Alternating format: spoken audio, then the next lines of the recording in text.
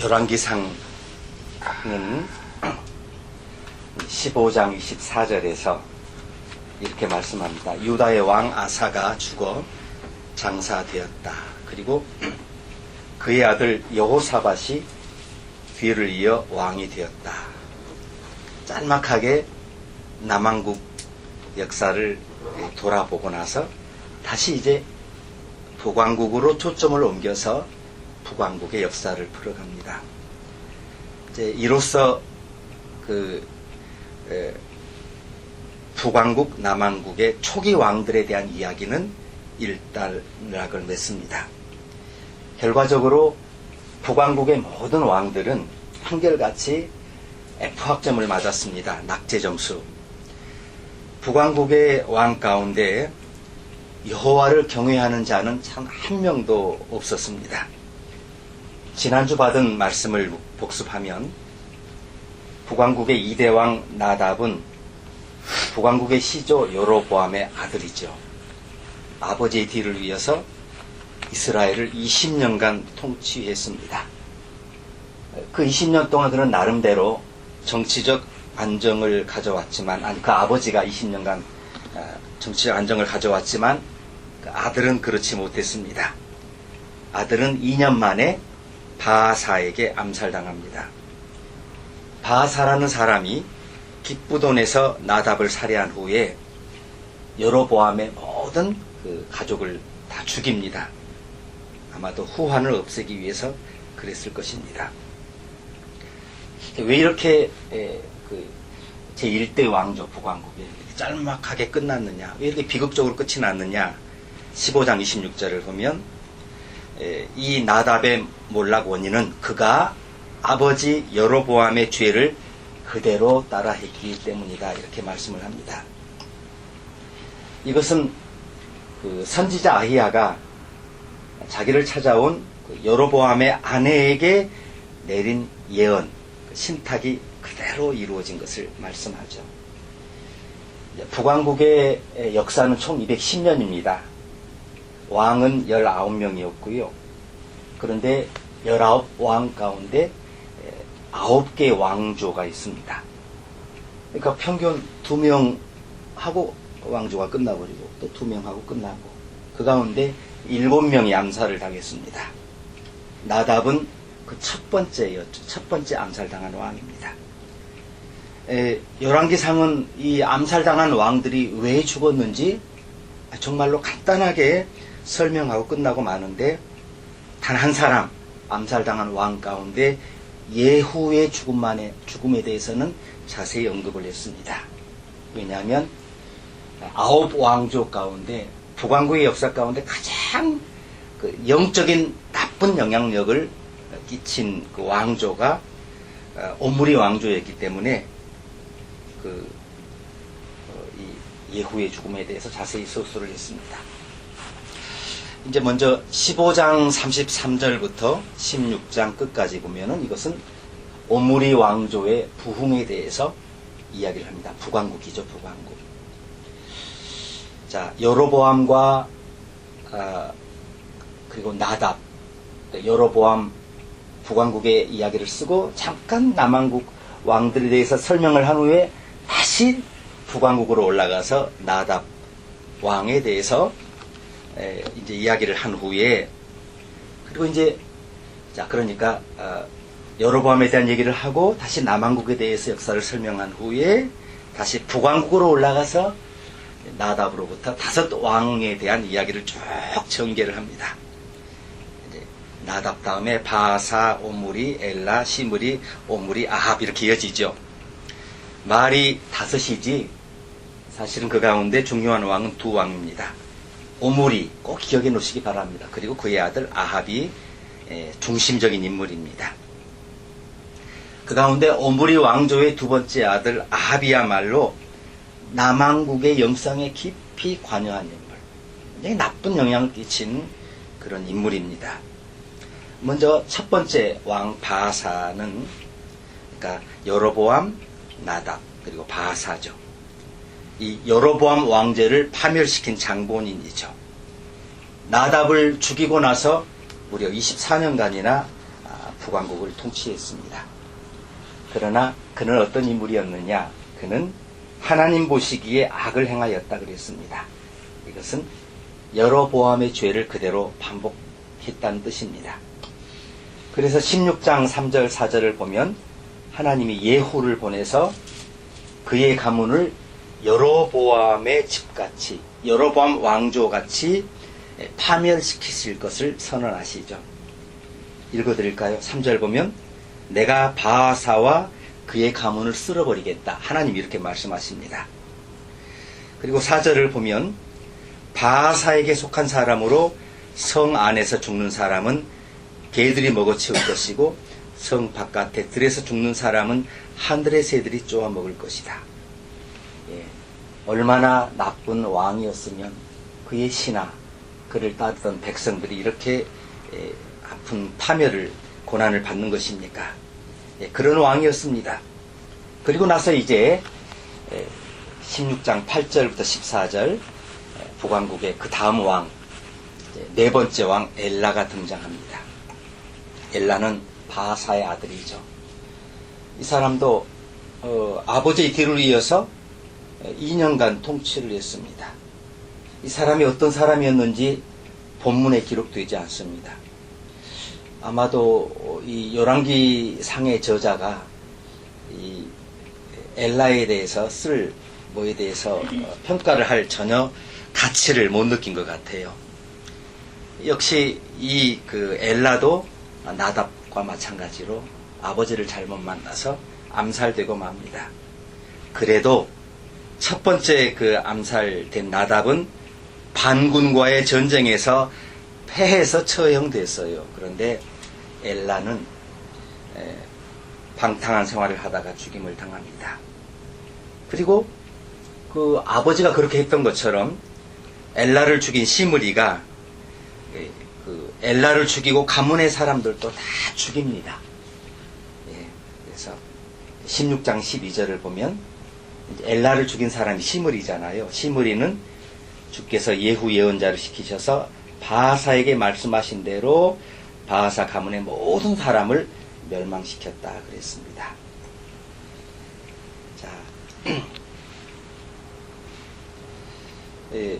이 시므리의 야만적인 살인은 사실 하나님이 허락하신 것이었습니다.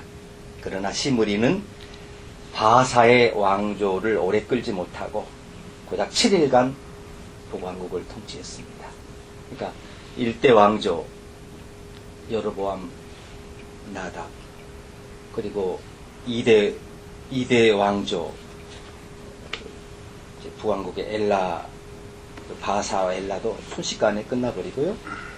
그리고 2대 왕조를 멸망시킨 시므리는 고작 일주일 통치하고 이 사람도 살해당하고 맙니다. 16장 15절 하반절을 보면 시므리가 엘라를 죽이고서 왕위를 차지할 무렵에 그 이스라엘 군대가 기브돈에서 그 블레셋과 전쟁을 하고 있었는데 그 전쟁을 하고 있는 중에 시므리가 반역을 했다는 소식을 듣고서 그날로 그 자리에서 왕이 없으니까 옴므리를 왕으로 세워버린 겁니다. 그리고 나서 이 사람들이 전쟁을 하지 않고 깁드돈 치는 것을 포기하고 시므리가 있던 곳이 다르사인데 다르사로 쳐들어왔습니다. 그랬더니 시므리는 승산이 없구나 생각을 하고 궁에 불을 지르고 스스로 자살을 했습니다. 뭘 말하느냐, 하나님이 도구로 쓰시긴 했지만, 허락하시긴 했지만 칼로 흥한 자, 칼로 망한 것을 하나님이 보여주셨습니다. 그런데 또 궁금한 것도 있습니다. 어떤 왕은 죄를 짓고서 20년 이상 통치하는데 이 사람은 왜 이렇게 빨리 심판을 받게 되었는가? 16장 19절을 보면 이것은 시므리가 이스라엘에게 죄를 짓게 한 그 죄 때문에 생긴 일이에요. 시므리가 이스라엘에게 죄를 짓게 한 그 죄가 나와요. 성경에 보면 이게 뭘까요? 도대체 일주일 동안에 이 사람이 북왕국 사람들에게 어떤 죄를 짓게 했다는 말일까? 이것은 그가 통치한 일주일 동안 지은 죄가 아니라 그가 스스로 왕이 되기 직전 평생 그것을 염두에 둔 평가입니다. 그러니까 이 사람은 그 전 왕 엘라와 전혀 다를 바 없는 사람이었다는 것이죠. 그래서 이 사람은 그 이전에 악인을 사용하는데 동원되기만 했지 하나님이 그를 전혀 사용하지 않으셨습니다. 자, 이렇게 해서 벌써 다섯 왕이 훌쩍 지나가 버렸습니다. 그리고 이제 북왕국의 이제 핵심적인 왕조 오므리 왕조가 등장을 합니다. 16장 21절부터 28절까지 나옵니다. 자, 근데 시므리의 자살로 북왕국의 정세가 곧 진정이 됐느냐? 그게 아니에요. 한 5년 동안 지속이 됩니다. 16장 21절 보면 그때에 이스라엘 백성은 둘로 나눴다고 했습니다. 남왕국, 북왕국 나눠 있는데 북왕국이 또 둘로 쪼개졌어요. 그래서 그 절반은 그 디브니를 따라가서 그를 왕으로 삼고 그 나머지는 오므리를 따라갔어요. 그러니까 디브니 왕, 오므리 왕 두 왕의 시대가 5년 동안 진행이 됐는데 22절에 보니까 디브니는 살해됩니다. 그리고 드디어 오므리가 왕이 됩니다.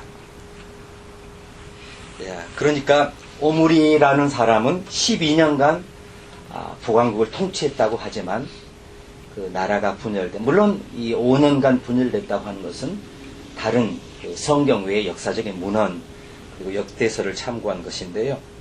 전체적으로 그 북왕국을 전체적으로 통일한 것은 7년밖에 되지 않습니다. 처음 5년간은 다르사에서 분열된 북왕국을 통치했을 뿐입니다. 자, 이 사람이 다르사에서 5년 동안 통치한 후에 디브니가 죽고 나서 북왕국을 전체적으로 통치하면서 제일 먼저 한 일이 뭐냐? 수도를 그 사마리아로 옮긴 것이죠. 은 2달란트를 주고 땅을 사서 도시를 건설했습니다. 아마 100kg 정도 되는 은인, 그러니까 요즘으로 말하면 가치가 얼마 되는지 모르겠습니다.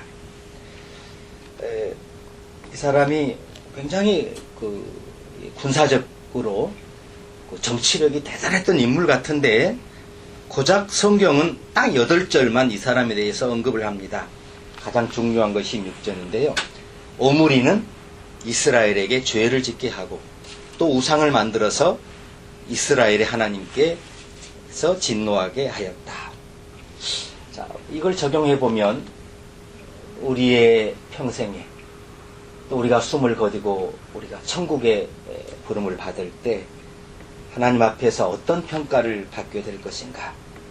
이렇게 예외 없이 열왕기서의 저자들이 역대 왕들의 평가를 이 기준을 따르게 된다는 것이죠. 그리고 이제 오므리를 이어서 이제 아합이 그 왕조가 등장합니다. 29절부터 34절까지 16장.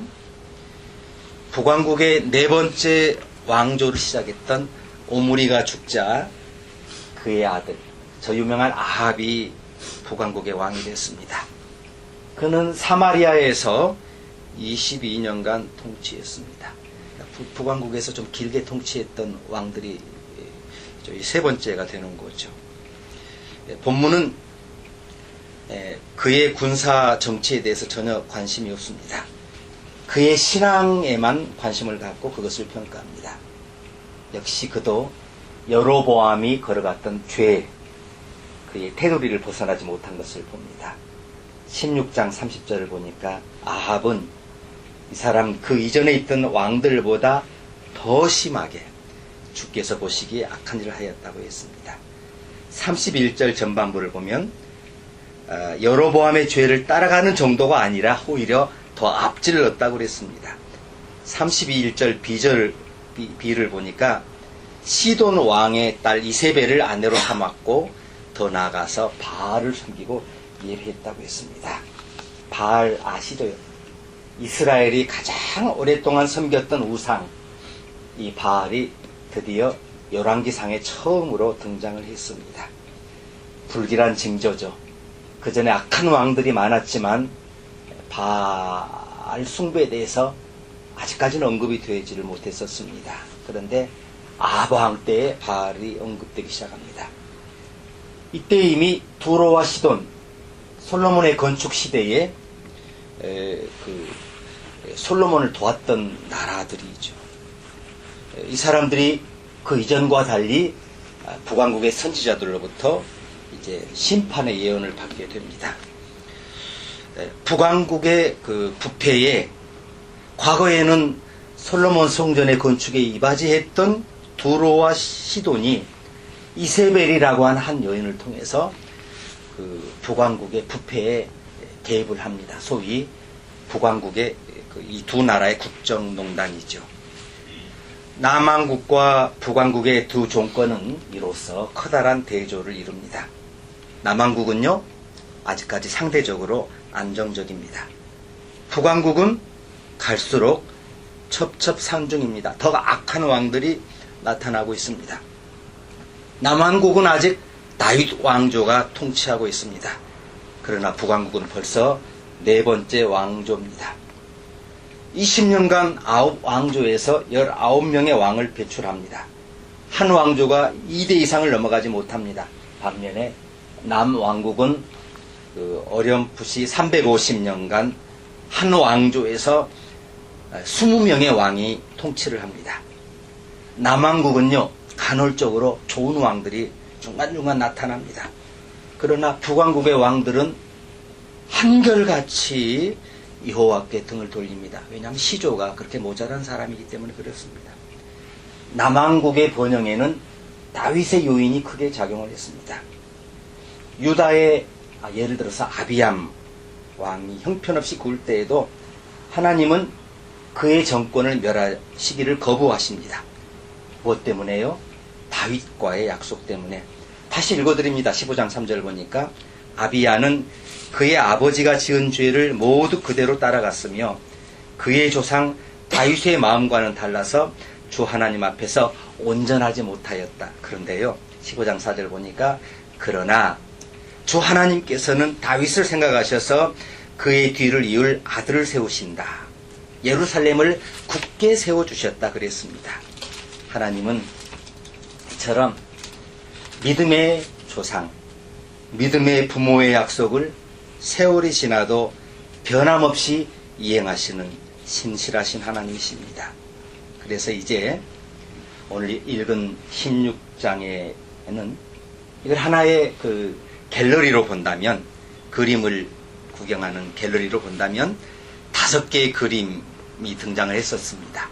바사, 엘라, 시므리, 오므리, 아합, 5개의 그림이 걸려 있어서 야, 이게 뭐냐고 열심히 봤는데 이 그림 가운데 어느 것 하나 예선전을 통과하지 못하고 국전, 전국전까지 갈 수 있는 작품이 하나도 없었습니다. 이 5작품은 전부 예선 탈락입니다. 왜냐하면 전국전에 나갈 만한 그런 분위기가 없습니다. 다윗의 분위기가 나타나지 않습니다. 한결같이 그림의 소재가 흉물스럽습니다. 다 여로보암의 작품을 모방해서 그렸기 때문입니다. 그런데 유다의 그림은 비록 어설퍼 보였지만 뭔가 하나님이 만족해 하시는 북왕국의 그림은 여로보암 풍인데 남왕국의 그림은 그래도 다윗 풍입니다. 그래서 그나마 전국전에 진출하게 됩니다. 유다가 남왕국이죠. 별 무리 없이 아직도 순항하고 있는 것은 이것을 이스라엘이 북왕국이 보지 못했을 리가 없습니다. 그런데도 그것을 못 배우고 저 사람들 왜 저렇게 그림을 잘 그릴까? 어떻게 전국전에까지 진출을 할까? 어떻게 저 작품들이 인정을 받을까? 그것을 봤어야 되는데 전혀 그 남왕국의 신앙의 영향을 받지 못하고 이렇게 더 악해가는 것을 봅니다. 그만큼 인생들은 어리석어요. 하나님이 선하심과 역사하심을 많이 놓쳐버리고 살아갑니다. 과연 앞으로 북왕국은 어떻게 될 것인가? 자, 믿음의 조상을 두지 못한 이 북왕국의 나중은 어떻게 될 것인가? 이것을 또 우리에게 적용을 해봅니다. 우리의 가문, 나의 남은 인생은 어떻게 될 것인가? 우리 모두 역시 과거의 죄인이었습니다. 끊임없이 우리는 이 세상이라는 죄와 어둠의 한복판에 살아갑니다. 사망 권세의 도전을 받습니다. 그래서 우리는 다시 한번 내 인생이라는 그림을 돌아보는 아침을 맞게 됐습니다. 좋은 부모 조상을 한 분 뒀더니 자식들이 얼마나 이렇게 복을 누립니까? 하나님이 기다려주시고 또 인정해주시고 참아주시고 또 믿음의 줄기가 중간중간 나타납니다. 이런 다윗의 믿음, 다윗의 영향력을 사모하는 이 아침이 되시기를 주의 이름으로 축원합니다.